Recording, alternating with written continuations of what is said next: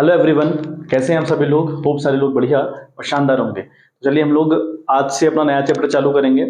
हम लोग retirement of the partner खत्म कर चुके हैं, सारी बातें वहां पर कर चुके हैं। ठीक है, तो आज हमारा चलेगा नया chapter, that is death of a partner. ठीक है, अब डेथ ऑफ अ पार्टनर और retirement of a partner, in chapters में 95% की सिमिलरिटी होती है बच्चे। दोनों चैप्टर सेम होते हैं।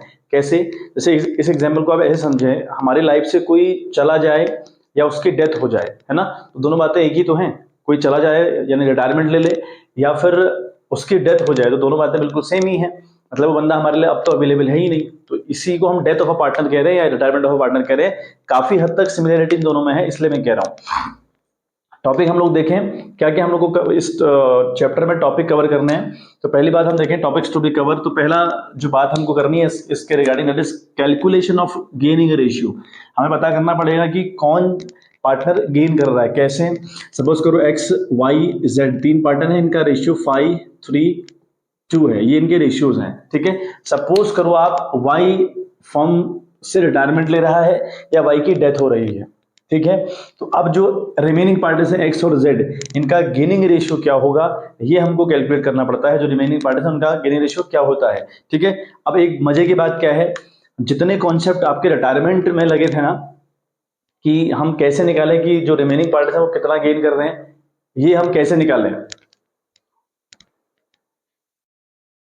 ठीक है, तो ये हम कैसे निकालें, इसके लिए हमने जितने कॉन्सेप्ट यूज किए थे रिटायरमेंट में, बिल्कुल सेम और डिट्टो कॉन्सेप्ट यहां लगते हैं। इसलिए उस टॉपिक को हम लोग कवर अप नहीं कर रहे, क्योंकि ऑलरेडी हमने करा है, वही कॉन्सेप्ट यहां लग रहे हैं। ठीक है, होप सो अगर आप मेरी वीडियोस से आप कनेक्टेड है, मेरे चैनल पर आप अगर वीडियोस देखते हैं तो आपका बिल्कुल मामला क्लियर होगा। आप देखें टीएस ग्रेवाल की बुक खोलकर, जो क्वेश्चन आपकी रिटायरमेंट वाले पोर्शन में होंगे ना इस टॉपिक के रिगार्डिंग, वही क्वेश्चन डेथ वाले में भी होंगे। सेम डिट्टो क्वेश्चन, एक अक्षर का चेंज नहीं होगा। ठीक है, तो ये टॉपिक हम कवर अप नहीं करेंगे, बिल्कुल सेम टेक्निक चलेगी बच्चे। नाउ अगला ट्रीटमेंट ऑफ गुडविल, कि गुडविल का ट्रीटमेंट क्या होता है बच्चे। जो गुडविल हम कैलकुलेट करते हैं ना at the time of change in the PSR, और पीएसआर हमें बता भी कब कब चेंज हो रहा है। पहला आपका chapter change in PSR, retirement, admission, death, इन सब में आपका पीएसआर चेंज हो रहा है। तो जब जब पीएसआर चेंज होता है हमें ट्रीटमेंट ऑफ गुडविल करना पड़ता है। और ट्रीटमेंट ऑफ गुडविल ये है भाई साहब, जो बंदा सेक्रीफाइस करेगा उसको गुडविल मिलेगी, और जो गेन करेगा वो गुडविल देगा। फॉर एग्जाम्पल यहाँ पर एक्स वाई जेड तीन पार्टनर है, तो वाई रिटायरमेंट ले रहा था, पढ़ा हमने, ये मैं रिटायरमेंट की बात कर रहा हूँ। वाई जब रिटायरमेंट ले रहा था तो हम देख रहे थे कि जो बंदा रिटायरमेंट लेता है वो कंफर्म तौर पे सेक्रीफाइस करता है, क्योंकि अपने साथ वो शेयर थोड़ी लेके जाएगा, शेयर तो आपको देके जाएगा। सेम कहानी डेथ के साथ है, अगर वाई की डेथ होती है तो वाई भी अपना शेयर छोड़ कर जाएगा, मतलब वो भी सेक्रीफाइस ही करता है। तो जो जाने वाला बंदा हो या जो मरने वाला बंदा हो, वो तो कंफर्म तौर पर गुडविल रिसीव करता है, और जो रिमेनिंग पार्टनर्स हैं वो अगर गेन कर रहे हैं तो कंट्रीब्यूट करेंगे टुवर्ड्स द गुडविल। तो बिल्कुल सेम ट्रीटमेंट चला जैसा कि चला आपका रिटायरमेंट में, बिल्कुल सेम डिट्टो कॉन्सेप्ट चलते हैं। वहां आपका अगर आपको क्लियर है तो यहाँ भी अपने आपको क्लियर है। ठीक है बात, तो इसको भी हम डिस्कस नहीं करेंगे। नाउ अगली बात रही ट्रीटमेंट ऑफ रिजर्व की, WCR, IFR, general reserve, contingency reserve. ये चार रिजर्व हमारे पास होते थे, that is general reserve, contingency reserve, workman compensation reserve, investment fluctuation reserve. ये चार रिजर्व थे। इन रिजर्व्स की जो कहानी रिटायरमेंट में थी वही कहानी डेथ में चलेगी। क्यों?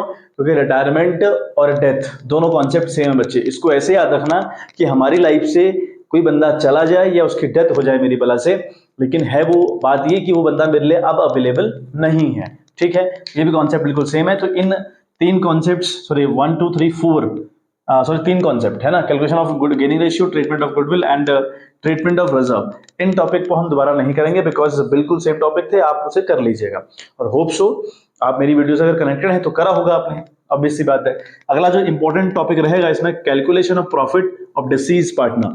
डिसीज मतलब क्या होता है, वो बंदा जिसकी डेथ हो रही है उसे डिसीज पार्टनर बोलते हैं। ठीक है, जैसे यहाँ पर वाई का अगर रिटायरमेंट ले रहा है तो हम वाई को बोलेंगे retiring partner.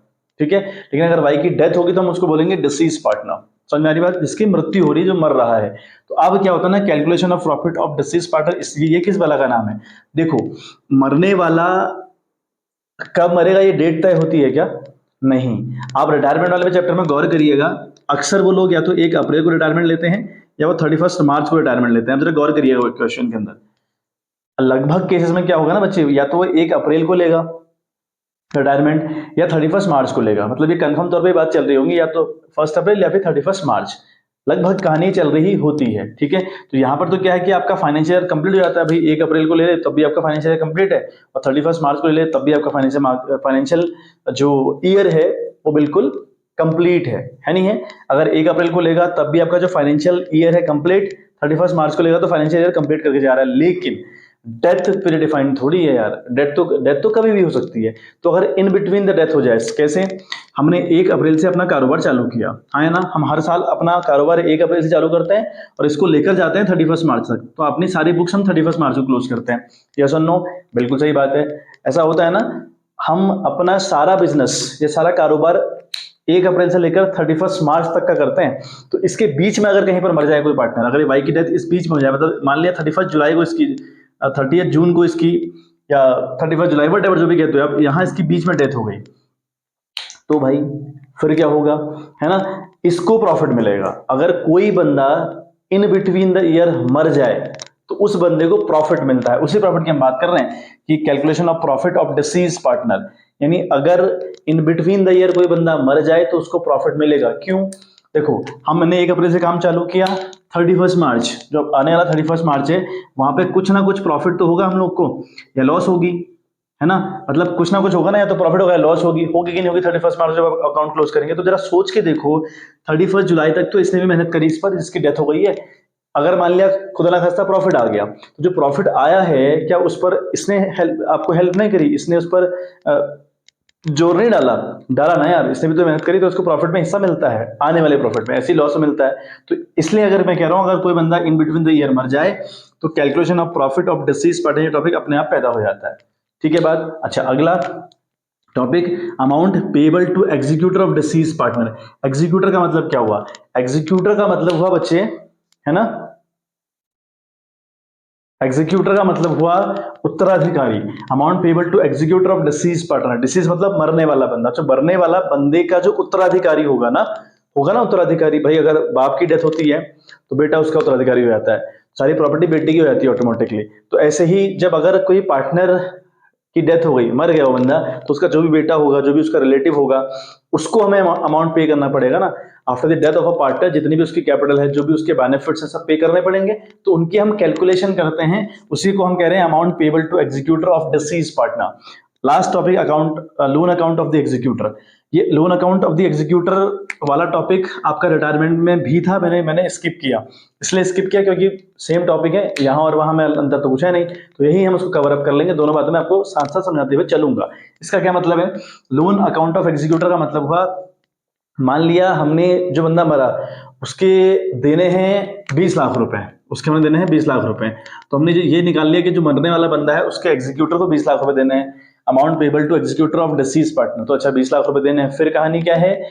Loan account of executor, मतलब अभी जो 20 लाख रुपए इकट्ठे तो हम दे नहीं सकते, क्योंकि कंपनी इकट्ठा पेमेंट नहीं कर पाती। अगर इकट्ठा पेमेंट करेगी तो कंपनी के ऊपर बर्डन पड़ेगा। तो कंपनी क्या करती है? पेमेंट ईएमआई के बेस पे, यानी हौले हौले धीरे धीरे पेमेंट करती है थ्रू द लोन अकाउंट। तो वहां पर लोन अकाउंट की जरूरत पड़ती है, तो लोन अकाउंट ऑफ एग्जीक्यूटर भी यहाँ पर चलेगा। समझ में आ गई बात? तो बच्चे ये कुछ टॉपिक्स थे जो हमें कवर करने हैं, और जिन टॉपिक में सिमिलैरिटी है ना, that is calculation of gaining ratio, treatment of goodwill and treatment of reserve, ये टॉपिक हम डिस्कस नहीं करेंगे बिकॉज सारे मामले बिल्कुल सेम है। ठीक है, now calculation of profit of deceased partner, ये बहुत इंपॉर्टेंट टॉपिक रहेगा, इसकी हम बात करेंगे। Amount payable to executor of deceased partner, इसकी हम बात करेंगे। लोन अकाउंट ऑफ एग्जीक्यूटर, इसकी हम लोग बात करेंगे। ठीक है, तो ये तो मामला है सिलेबस का, यानी टॉपिक्स का इस चैप्टर में। ठीक है, तो ये तीनों को स्किप करते हुए हम लोग कल से चालू करेंगे calculation of profit of deceased partner. इसकी हम बात फ्रेश तरीके से करेंगे। आज मैंने आपको बता दिया कि हमको टॉपिक क्या क्या क्लियर करने हैं। जब तक आप क्या काम करिए, कैलकुलेशन ऑफ गेनिंग रेशियो आपकी टीएस अग्रवाल की बुक में होगा, इसको कवर अप करिए, सारे क्वेश्चन करिए आप। ट्रीटमेंट ऑफ गुडविल आपको आता है अच्छे से, इसको करिए। ये दोनों बातें आप करिए। रिजर्व की तो उतनी बात है नहीं, यहाँ पे इतना भारी भरकम मामला होता नहीं है डेथ में रिजर्व के रिगार्डिंग। बस कैलकुलेशन ऑफ गेनिंग रेशियो ये बहुत इंपॉर्टेंट रहेगा, ये आपने करना है। और ट्रीटमेंट ऑफ गुडविल ये आपने करना है। जो बंदा जा रहा होता है या मर रहा होता है उसको गुडविल मिलती है, और जो वहां पर रहते हैं वो कंट्रीब्यूट करते हैं अपने गेनिंग रेशियो के हिसाब से, तो इसलिए गेनिंग रेशियो इंपॉर्टेंट हो जाता है बच्चे। ठीक है, तो चलिए आज के लिए बच्चे इतना ही, मिलते हैं आपसे नेक्स्ट वीडियो, तब तक के लिए bye bye, have a good day.